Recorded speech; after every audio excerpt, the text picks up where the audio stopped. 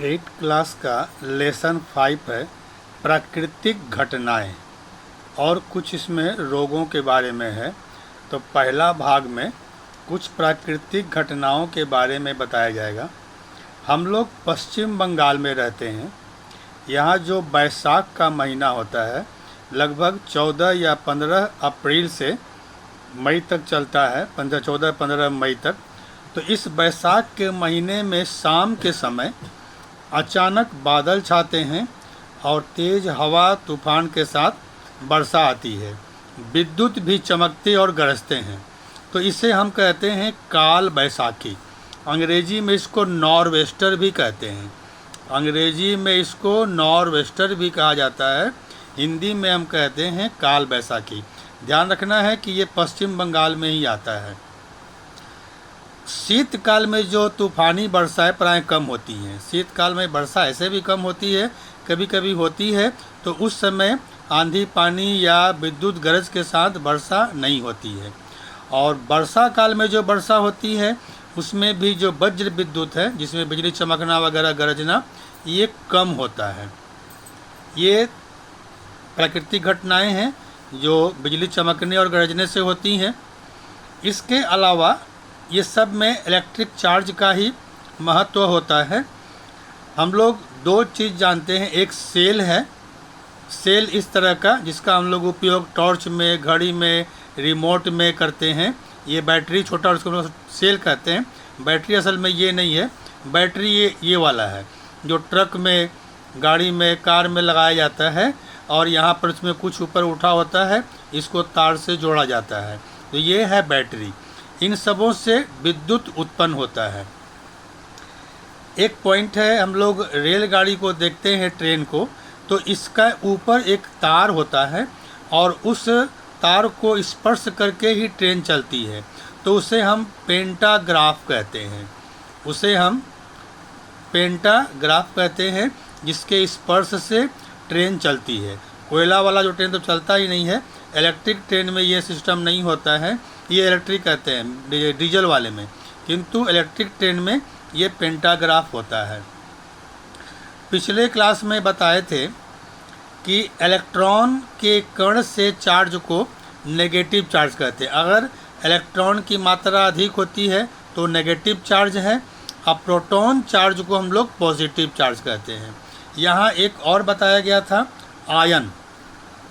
यदि जनरली ये परमाणु में होता क्या है, जितना प्रोटॉन होता है उतना ही इलेक्ट्रॉन होता है। लेकिन इलेक्ट्रॉन की संख्या अगर प्रोटॉन की संख्या के बराबर न हो तो उसे हम आयन कहेंगे। कम या बेशी हो जाए तो उसे आयन कहेंगे।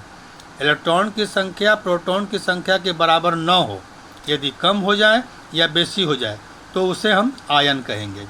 आयन दो प्रकार का होता है, नेगेटिव आयन जिसको हम लोग माइनस से दिखाते हैं, और एक पॉजिटिव आयन जिससे प्लस से दिखाते हैं। नेगेटिव आयन में क्या होगा, इलेक्ट्रॉन की संख्या प्रोटॉन से अधिक होगी। नेगेटिव आयन में इलेक्ट्रॉन की संख्या प्रोटॉन की संख्या से अधिक होगी।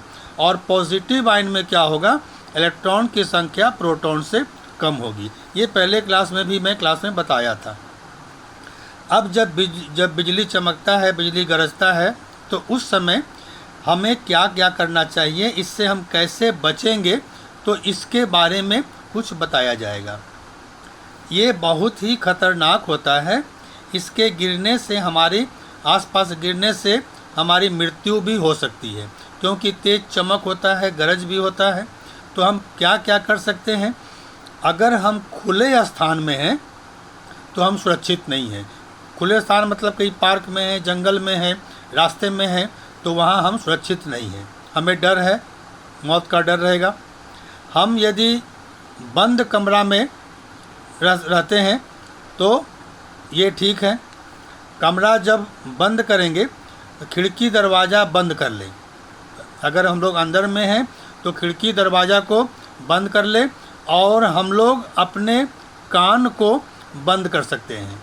जैसे अब वो आवाज़ शुरू होने वाला ही है, हल्का हल्का आवाज़ होगा, उसके पहले ही कान को बंद कर लें, और जब आवाज़ बंद हो जाए तो हम कान को खोल दें।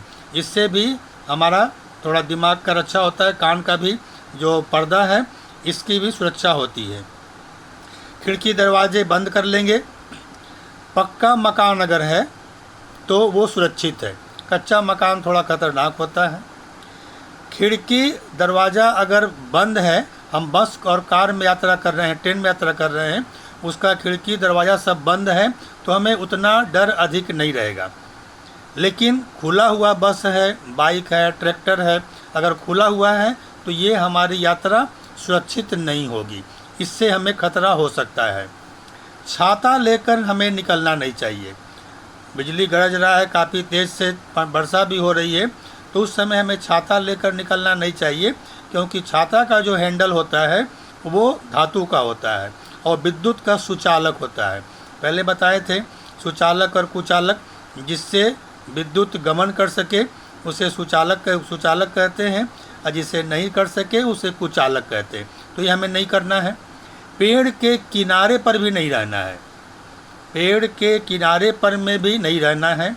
और अगर हम कहीं खुले स्थान में फंस गए, वहाँ से दूर निकल नहीं सकते हैं, तो उकड़ू होकर बैठ जाना, मतलब कि जिस तरह लोग बैठकर पोछा लगाते हैं उसी प्रकार वो बैठ जाए खुले स्थान में, इससे भी उसकी सुरक्षा हो सकती है। खतरा तो सभी में है, लेकिन हम अपने ओर से थोड़ा सा बच सकते हैं। तो इसमें हम लोग क्या देखें, काल बैसाखी के बारे में जानें। शीतकाल में तूफानी वर्षा कम होता है, वर्षा काल में वज्र विद्युत कम होता है। सेल ऐसा वाला सेल है और ऐसा वाला बैटरी है, एक साथ कई सेल होने से बैटरी बनता है। सेल का उपयोग टार्च, घड़ी, रिमोट इत्यादि में करते हैं और बैटरी का उपयोग गाड़ी, कार इत्यादि में करते हैं।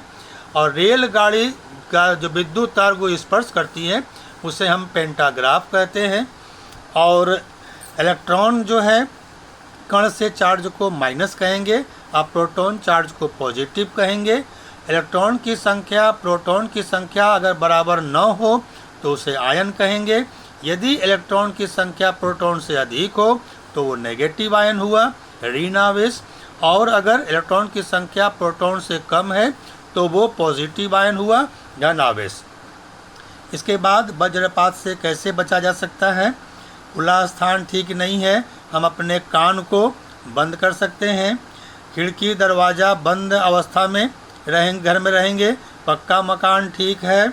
और अगर बस में, कार में यात्रा, ट्रेन में कर रहे हैं तो उसकी खिड़की दरवाजे को हमको बंद कर देना चाहिए, इससे इसका प्रभाव कम होगा। खुली बस में, बाइक में, ट्रैक्टर जाना सुरक्षित नहीं है। छाता भी लेकर निकलना ठीक नहीं है। पेड़ के किनारे नहीं रहना है। और यदि हम कहीं अगर खुले स्थान में फंस गए तो वहाँ हम उकड़ू होकर बैठ जाएंगे जब तक कि बिजली गरजना बंद ना। अगर हम घर में बैठे हों और बिजली गरज रहा है तो हम क्या क्या करेंगे।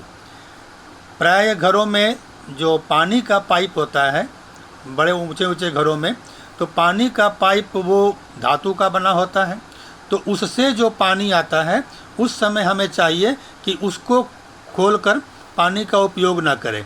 उससे हमें विद्युत झटका लग सकता है, क्योंकि वो आकाश में बिजली कड़क रहा है तो उसका प्रभाव उस पर पड़ सकता है। लैंडलाइन का फ़ोन का उपयोग नहीं करना है। लैंडलाइन जो फ़ोन होता है तार वाला, उसका उपयोग नहीं करना है, इससे भी झटका लग सकता है। दो व्यक्ति यदि आपस में हम बात कर रहे हैं, दोनों के पास यदि मोबाइल फ़ोन हो तब कोई खतरा नहीं है, लेकिन एक का मोबाइल फ़ोन हो, एक का लैंडलाइन हो, तो खतरा दोनों को हो सकता है, ये ध्यान देना है। घर का जो टेलीविज़न है, टीवी है, रेफ्रिजरेटर जिसको फ्रिज कहते हैं, एसी है, और यदि माइक्रो ओवन है, तो इन सबों का हमें प्लग निकाल देना चाहिए। इससे जहाँ तक संभव हो पंखा को भी बंद करके रखें, इससे नुकसान होता है। और एक जो है ब्रज निरोधक, लाइटनिंग कंडक्टर, बड़े बड़े घरों में, ऊंचे ऊंचे टावरों में क्या होता है कि ऊपर छत पर एक त्रिशूल की तरह 5 या 3 भाग वाला एक धातु का बनाया जाता है और उसका संबंध ये नीचे ज़मीन में उसको गाड़ दिया जाता है। इससे अगर बिजली आती भी है तो इस धातु से होकर ज़मीन पर चली जाएगी, जिससे हमारा बिल्डिंग को खतरा नहीं पहुंचेगा। इसे हम लाइटनिंग कंडक्टर कहते हैं। आजकल ये सब घरों में बहुत कम दिखाई पड़ता है, पहले सब जितने पुराने घर हैं उन सबों में ये व्यवस्था रहती है। अब इसके नेक्स्ट भाग को जानेंगे महामारी के बारे में। महामारी क्या है?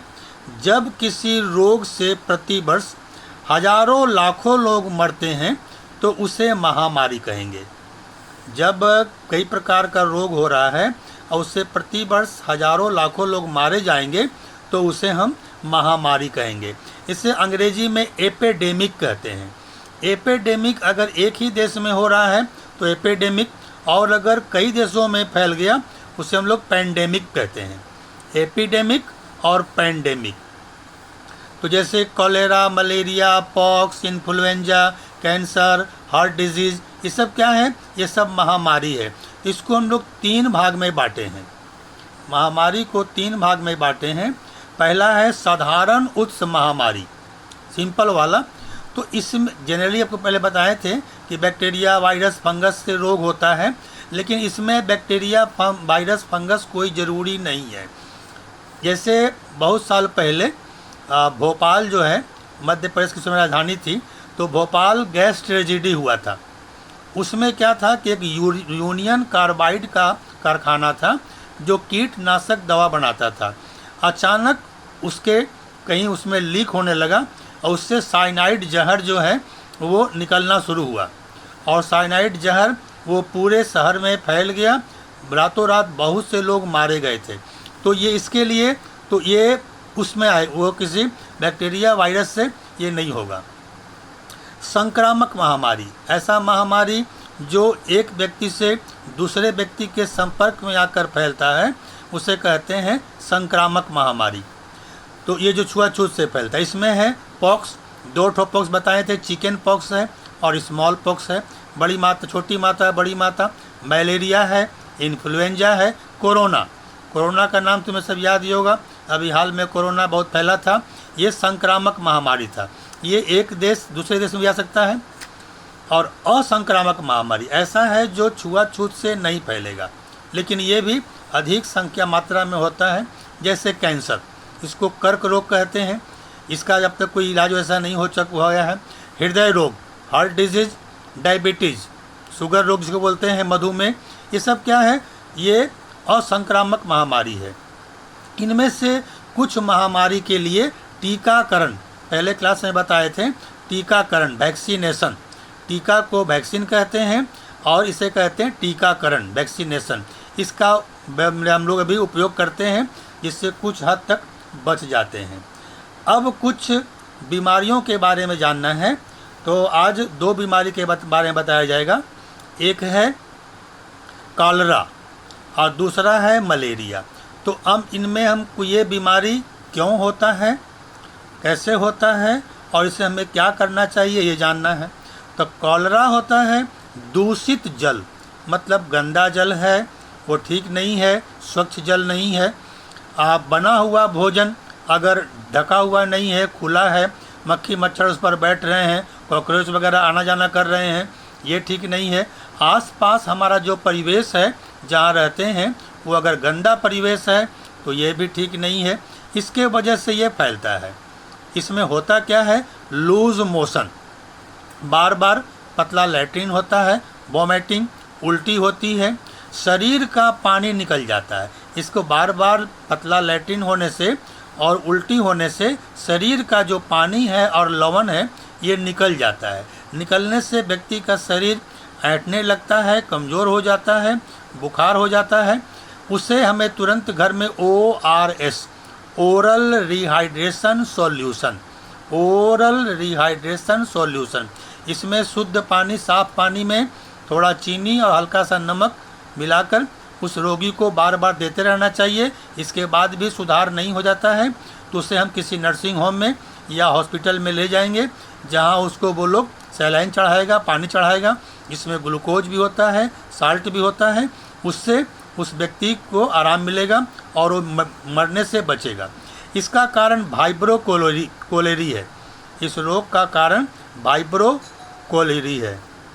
इस रोग का कारण है वाइब्रोकोलेरी। इसके बाद है मलेरिया। मलेरिया का नाम सब लोग सुने ही हो। यह मादा एनोफिलिस मच्छर के काटने से होता है।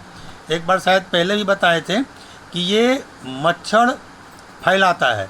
मच्छर के लार में प्लाज्मोडियम विवाक्स नामक एक प्रोटोजोआ होता है। प्लाज्मीडियम विवाक्स नामक एक प्रोटोजोआ होता है जो वही इस रोग को फैलाता है। बरसात के दिनों में, गर्मी के दिनों में ये अधिक फैलता है क्योंकि उस समय ये मच्छर अधिक पैदा होते हैं। इस रोग में कंपन के साथ बुखार, पूरा शरीर में कांपेगा, कांपकर बुखार होगा, शरीर का तापक्रम बहुत अधिक हो जाएगा, पीठ में रीढ़ की जो हड्डी के आसपास बहुत दर्द होगा, असहनीय दर्द होगा, सर में दर्द होगा और इससे व्यक्ति की मृत्यु भी हो सकती है। इस रोग में क्या करता है, हमारे एक रक्त में आरबीसी है, रेड ब्लड सेल, लाल रक्त कणिका, इसको ये तोड़ने लगता है। ये जो प्लाज्मोडियम है तोड़ने लगता है और तोड़कर विषैला पदार्थ बनाता है जिससे ये बुखार आने लगता है। तो इसको हम लोग सिनकोना के छाल से क्विनिन नामक एक दवा तैयार किया जाता है, उसी दवा का उपयोग हम लोग इस रोग में करते हैं। और 25 अप्रैल को मलेरिया दिवस के रूप में मनाया जाता है। तो ये आज इतना ही, इसको रहने देना है।